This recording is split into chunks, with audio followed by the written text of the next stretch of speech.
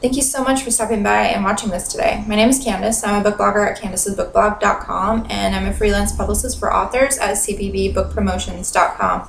I'm here today to talk to you about blogging, starting a blog or getting your blog off the ground. This video is good for authors as well as people considering blogging. Book blogging specifically, that is more of what I know, but this is probably a video that will help if you were just considering starting a blog in general, any sort of blog.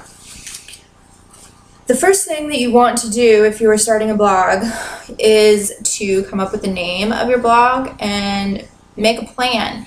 You need to have an idea of what you plan to blog about, what you want your regular content to be, the main focus, I guess I would say. So for book blogging, your main focus would be books. For authors, your blogging may vary. It kind of depends on what your goals are. If your blog is only about you and your book, then you're not going to have as much content. But you can still do that. You can talk about your writing, your experiences. You can share quotes from your book. And you don't have to have quite as regular content. I mean, you still want regular content going up, but you don't need to blog as often, because it's more of a place for your readers to go to find out more about you or your books. For your name, you're going to want to really think this through and give it a lot of thought, because this is something that you can't really change. You can change it, but it's a lot of work. And once people get to know your name, you're obviously not going to want to change it. So you think of the name and you think the URL. And sometimes it is hard to get a URL that matches your name. So make sure that you check and give it a lot of thought and effort and try to get it right the first time.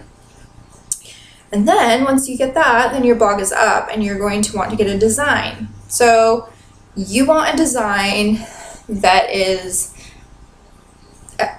clean and organized and fresh, I guess. You want it to match your personality and show kind of who you are. You don't want it cluttered. You want something that's easy to read. Some people hate blogs with black or dark backgrounds. It's hard to read the type on it, and so I kind of discourage the dark backgrounds. But you know, that's totally up to you. And you don't want to have too much stuff on your sidebars. Try to keep things not cluttered. On my blog, I only have one sidebar on the right, and I try to keep everything on that sidebar relevant and up to date. The next thing you want is regular content. This is kind of up to you how much you want to blog. I would say that you want to have a post go up at least every week so that people are regularly coming back to your blog. If you are starting a book blog with reviews and other posts, then you may want to blog at least 3 days a week. You also want to make sure that the content is relevant to what you want to talk about and what you want featured on your blog and the people that are going to come to your blog. So if you're blogging about books, you may keep it narrowed down to a certain genre. I blog about all kinds of books, but there are some books that I wouldn't blog about. I don't do any erotic fiction, for example. And you want to make sure that you have quality material, that you're not posting a million times a day with book blasts, like 20 book blasts a day. People aren't going to read all that. They're going to say this blog has too much stuff, I can't keep up with it, I'm not interested anymore, and they won't come back. That is my opinion, once again. So you kind of go by what you really want, but I feel that you want to keep things interesting and you want people to come back, so you want to have quality content, I guess. I have nothing against book blasts. I like book blasts, I organize book blasts, but you need to not do every book blast for every touring company every day. You need to pick the ones that you are most interested in, that you are truly interested in, that your readers are truly interested in.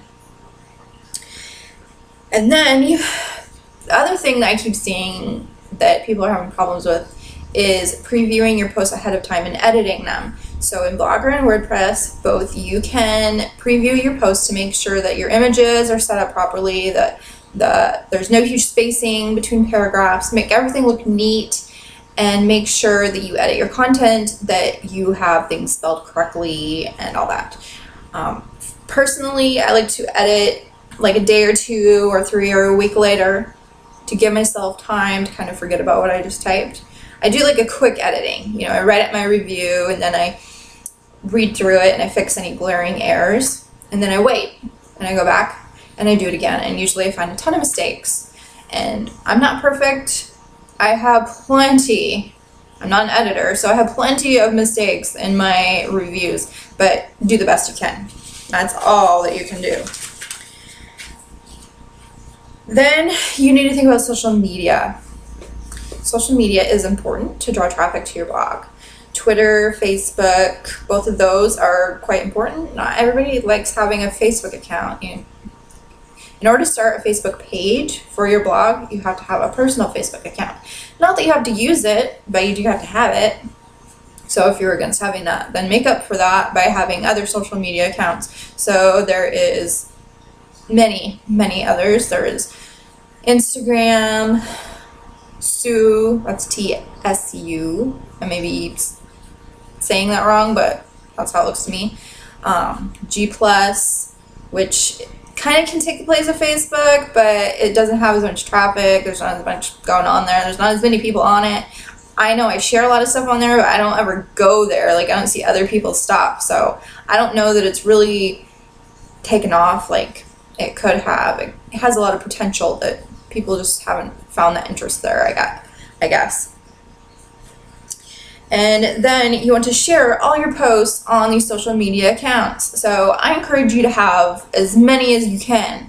And I know it's time consuming, but there are all kinds of things that you can set up, like apps or whatever, that can get your stuff to share automatically. So I have things set up on my blog, and they've been set up so long I don't even remember what they are, but things that automatically post my content to my personal Facebook page and to Twitter. And I know that there's ways to get it to share at other places, but I just, every day I log on and I share my blog posts on all my social media accounts. And I do use Instagram for sharing my blog content. You have to get creative, learn how to make images, and it really helps a lot because just sharing a cover isn't always that interesting, and it doesn't really tell anybody anything about your post. So if you can go to PicMonkey and put in the cover and then put some cool little words about the book or whatever to get people to click over to check out your blog. And then the next thing that you can do, and this is like a biggie, you know, everybody thinks, oh, well, I'm going to start a blog so I can have giveaways and have everybody come to my blog and get a ton of followers. Well, in order to get people to your blog for the giveaway, you have to already have some people visiting your blog. So before you start doing giveaways, I encourage you to kind of get in your routine and get people to visit your blog. So the number one, and this is the big one, this is how you get people to visit you on a regular basis and be regular followers and readers of your blog, and that is to visit other people's blogs and comment on their blog posts. Now, the thing is, you have to have quality comments. You don't just go there and say, hey, follow me, and leave your blog link or whatever. You want to say something relevant to their blog post. You want to say something that makes them want to visit you and say something to you, that makes them want to know you or know more about what you have to say. So it's time consuming. It's very time consuming to do this, because when I first started trying to draw more people to my blog, and I realized that leaving blog post comments on other blogs really helped people get to my blog, I went crazy, and I would spend hours a day visiting other blogs. Well, sometimes that just doesn't work, but with smartphones now, it is a lot easier, because you can, when you're waiting places, you're riding the train or the bus or waiting in line or whatever, you can actually go visit blogs and leave comments. And the way the blogs are set up now, it's a lot easier to leave comments. It's easier with WordPress blogs, at least on my iPhone it is, but that's just, you know, my experience. I might be wrong. And just visit a ton of blogs and visit the same ones. So what I did when I first started doing it is I made a list of the blogs that I liked, because I'm not going to just leave comments on blogs that I don't really like that much. So I would find the ones that I liked a lot, and I would leave comments, and I would return every day. And the next thing I knew, all those people were coming to my blog and leaving comments every day, and they would return every day. And I would keep doing that. And if there were some people that maybe never visited me back, then I might just drop them off the list, because I was actually just trying to find blogs that would reciprocate, you know, that would take the time to check me out because I was taking time to check them out. That might not always be, you know, the coolest thing to do. If you like reading a blog, then keep reading it, whether they reply or return or visit your blog too. You got to do your own thing, you know, sometimes. But when you're limited on time, on how many blogs that you can comment on, then you have to cut things off somewhere. So once you have people that are visiting your blog regularly, then you can do a giveaway. And when you first start doing giveaways, you're going to have to provide the giveaway yourself. And my suggestion is to have something that everybody's going to want. So do a gift card or something that you can have open internationally. You could also do a book of choice from the book depository. That's free shipping internationally. Remember to tell them what the limit is, so don't pick a $50 book or something. And then just as one of your entries have it be tweet the giveaway, and so your giveaway is being tweeted on Twitter and more people are seeing it. You can have other things too. You can get creative, have people share a picture on Instagram, have people share on Facebook. You know, there's all kinds of different things, and this is also the best way to grow your social media.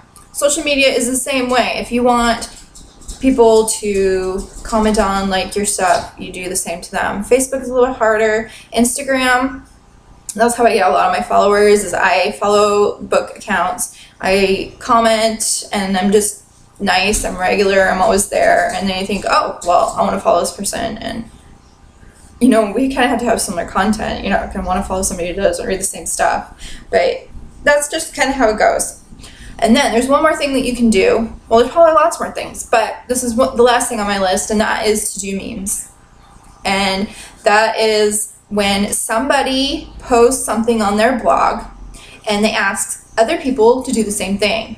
That's not the best explanation, I know. So, Waiting on Wednesday, for example. There's a person that hosts Waiting on Wednesday. You go to their blog and they have Linky. You link up your blog's URL that goes directly to your Waiting on Wednesday post, where you share a book that you're looking forward to, that you want to read, that you want, whatever. And then you go and visit other people in that Linky too. And then if everybody visits everybody on the Linky, or a lot of people on the Linky, you don't have to visit every single one, but as many as you can, then a lot of those people are going to visit you back. Or you can just visit everybody who already visited you. That's what happens to me a lot of times. If I do a meme, I end up being so late on getting to comments, then I have so many comments on my blog, I just go through and visit all those people that already visited me and stop by and say hi and whatever. So Waiting on Wednesday is just one. There's also like In My Mailbox or the Sunday Post, where people just kind of do a recap of their week and what they got and what they posted and whatever. And doing that kind of brings, like, doing the memes brings a lot of new people to your blog. And I did them when I first started out blogging, and I haven't really done them very much lately, or in a few years, maybe now and again when I have time or I don't have any content or whatever. It is just one idea of ways to get people to visit your blog. So I think that's everything that I have for today. I'm going to do more videos. I'm going to do videos about the different social media platforms and ways that you can best use them. So I hope that you will visit me again, and I look forward to seeing you guys around. Thanks!